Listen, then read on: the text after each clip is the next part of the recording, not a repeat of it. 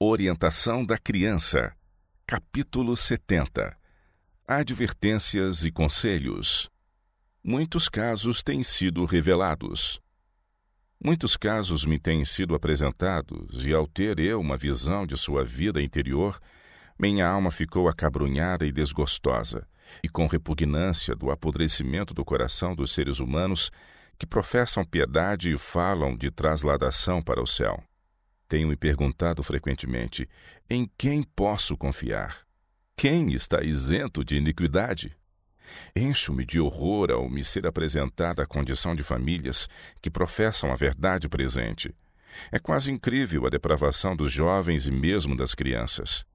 Não sabem os pais que o vício está destruindo e desfigurando em seus filhos a imagem de Deus. Entre eles há os pecados que caracterizaram os sodomitas.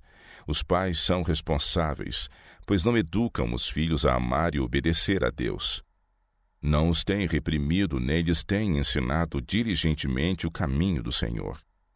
Têm-lhes permitido entrar e sair quando querem e associarem-se com os mundanos. Essas influências mundanas que anulam o ensino e a autoridade paternos encontram-se grandemente na chamada boa sociedade. Por seu vestuário e aparência de divertimentos, cercam-se eles de uma atmosfera contrária a Cristo. Nossa única segurança é manter-nos como filhos peculiares de Deus. Não devemos ceder 1 milímetro ante os costumes e modas deste século degenerado, mas permanecer em independência moral, não assumindo nenhum compromisso com suas práticas corruptas e idólatras. O ignorante deve ser iluminado. Não me importa quão elevada seja a profissão de uma pessoa, os que estão dispostos a empregar-se em satisfazer a concupiscência da carne não podem ser cristãos. Como servos de Cristo, sua ocupação, meditações e prazeres devem consistir de coisas mais excelentes. Muitos ignoram a pecaminosidade desses hábitos e seus resultados certos. Esses devem ser esclarecidos. Alguém que pediu orações para ser curado. Meu marido e eu assistimos uma vez a uma reunião em que nossas simpatias foram solicitadas para um irmão que sofria grandemente com a tuberculose. Achava-se magro e pálido. Ele pedia as orações do povo de Deus.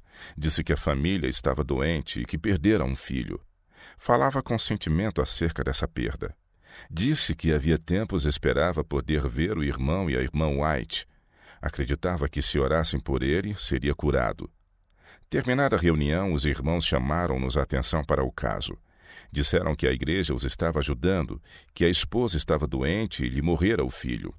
Os irmãos se haviam reunido em sua casa e orado pela família afligida. Nós estávamos muito fatigados e tínhamos sobre nós a preocupação do trabalho durante a reunião e desejávamos ser dispensados. Curvamo-nos naquela noite em oração e apresentamos seu caso perante o Senhor. Rogamos que pudéssemos conhecer a vontade de Deus a seu respeito. Todo o nosso desejo era que Deus fosse glorificado. Queria o Senhor que orássemos por esse enfermo? Deixamos o caso com o Senhor e recolhemo-nos para descansar. Num sonho, o caso daquele homem me foi claramente apresentado. Foi mostrado o seu procedimento desde a infância, e que se orássemos o Senhor não nos ouviria, pois ele atendia à iniquidade em seu coração. Na manhã seguinte, o homem veio para que orássemos por ele. Nós o tomamos de parte, e dissemos-lhe que sentíamos ser forçados a recusar o seu pedido. Contei-lhe meu sonho, que ele reconheceu ser a verdade. Ele praticava masturbação desde a infância e continuara nesta prática através de sua vida de casado, mas disse que procuraria romper com ela. Esse homem tinha um hábito longamente arraigado para vencer. Estava na metade da existência. Seus princípios morais estavam tão fracos que, quando postos em conflito com a condescendência tanto arraigada, eram vencidos. Ali estava um homem que se degradava diariamente, e todavia ousava arriscar-se a entrar na presença de Deus e pedir um acréscimo da força que ele vilmente dissipara e que, se concedida, consumiria em sua concupiscência. Que paciência de Deus! Se ele lidasse com um homem segundo os seus caminhos corruptos, quem poderia viver à sua vista? Que seria se houvéssemos sido menos cautelosos e levado diante de Deus o caso desse homem, enquanto ele praticava a iniquidade? Teria o Senhor ouvido e atendido? Porque tu não és um Deus que tenha prazer na iniquidade, nem contigo habitará o mal. Os loucos não pararão à tua vista. Aborreces a todos os que praticam a maldade. Este não é um caso isolado. Mesmo as relações matrimoniais não foram suficientes para preservar esse homem dos hábitos corruptos de sua adolescência. Quisera poder convencer-me de que casos como o que apresento são raros. Sei, porém, que são frequentes. Um suicida. O senhor professava ser dedicado seguidor de Cristo. Sua saúde estava muito fraca. Nossos sentimentos de simpatia foram solicitados em seu favor. Seu caso me foi apresentado em visão. Vi que estava enganado quanto a si mesmo, que não estava no favor de Deus. Praticara a masturbação até ser mero farrapo humano.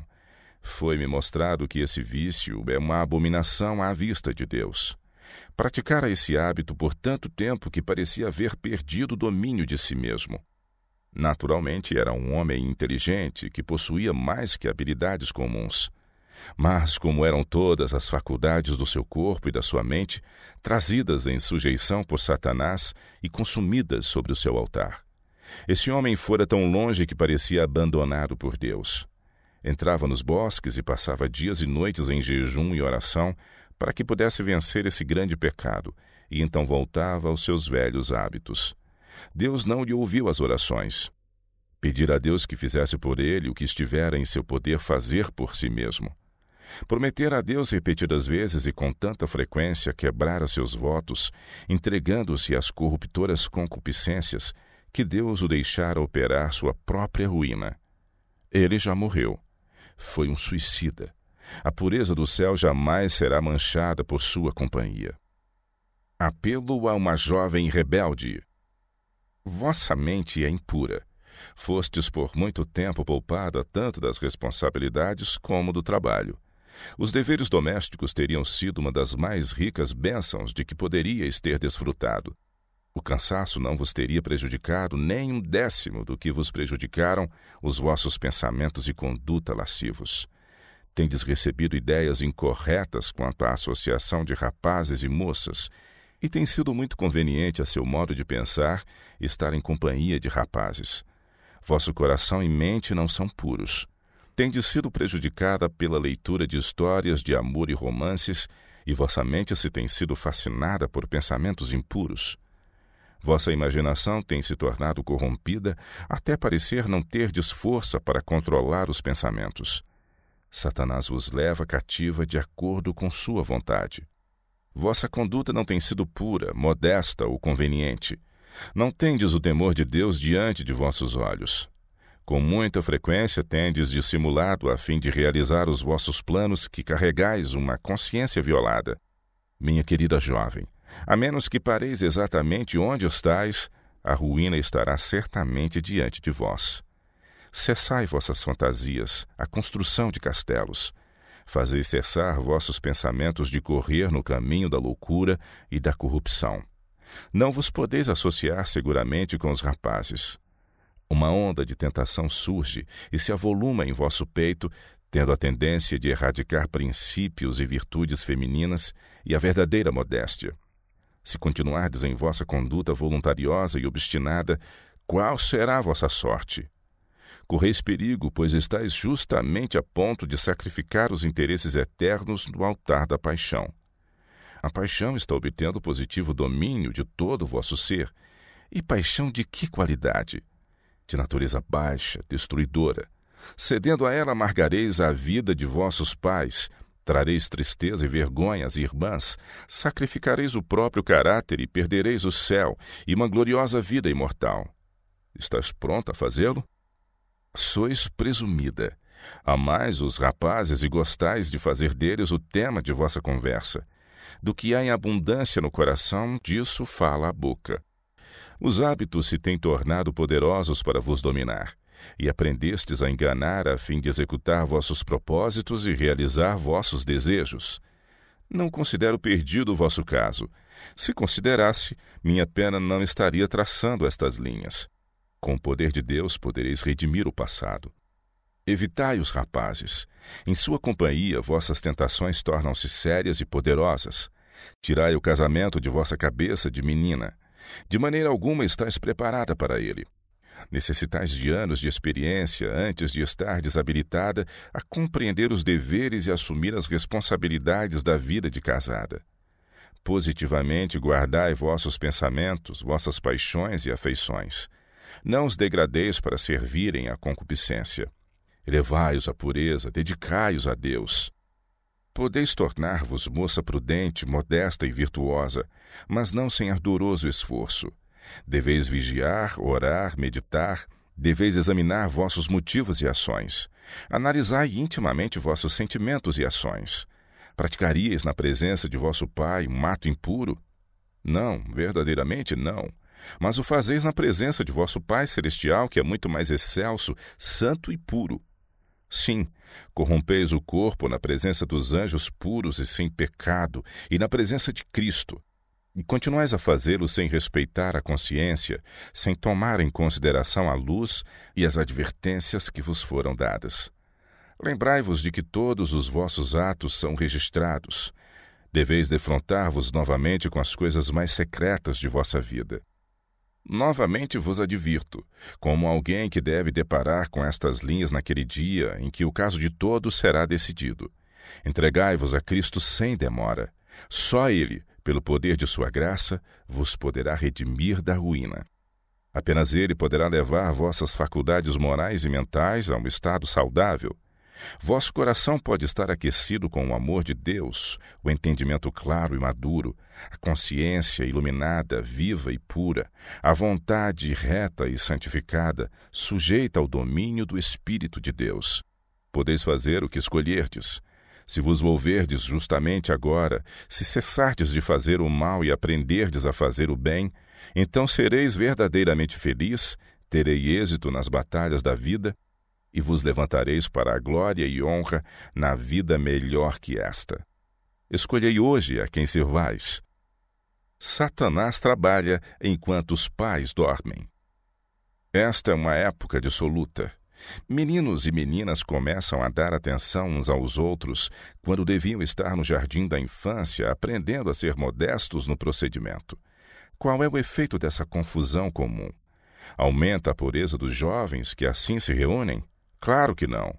Aumenta as primeiras paixões sensuais. Depois de tais encontros, os jovens são enlouquecidos pelo diabo e se entregam às suas práticas vis. Os pais estão dormindo e não sabem que Satanás implantou justamente a infernal bandeira em sua casa. Fui levar a indagar o que será dos jovens nesta época corrupta. Repito, os pais estão dormindo. As crianças estão enlouquecidas com apaixonado sentimentalismo e a verdade não tem poder para corrigir o mal. Que se poderá fazer para deter a onda de males? Se quiserem, os pais poderão fazer muito. Caso uma menina que acaba de entrar na adolescência seja abordada com familiaridade por um rapaz de sua própria idade ou mais velho, deve ser ensinada a indignar-se tanto com isso que tais liberdades jamais se repitam. Quando a companhia de uma menina é frequentemente procurada por meninos ou rapazes, algo está errado. Essa jovem precisa de uma mãe que lhe mostre seu lugar, que a restrinja, ensinando-lhe o que é próprio para uma menina de sua idade. A corruptora crença prevalecente de que, segundo o ponto de vista da saúde, devem os sexos misturar-se, tem realizado sua perniciosa obra. Quando os pais e tutores manifestarem 1/10 da perspicácia de Satanás, então essa associação de sexos poderá ser quase inofensiva. Como está acontecendo, Satanás tem muito êxito em seus esforços para enfeitiçar a mente dos jovens e a mistura de meninos e meninas apenas aumenta 20 vezes mais o mal. O quadro não é colorido. Não vos enganeis em crer que, afinal de contas, esse assunto vos foi apresentado numa luz exagerada. Eu não colori o quadro. Declarei fatos que suportarão a prova do juízo. Despertai, despertai! Suplico-vos antes que seja tarde demais para endireitar os erros, e vós e vossos filhos pereçais na ruína geral. Lançai mão do solene trabalho, trazendo em vosso auxílio todo o raio de luz que puderdes reunir e que tem brilhado sobre vosso caminho e que não apreciastes devidamente. E com o auxílio da luz que agora brilha, começai a examinar vossa vida e caráter como se estivesseis diante do tribunal de Deus. A menos que os pais despertem, não há esperança para os filhos.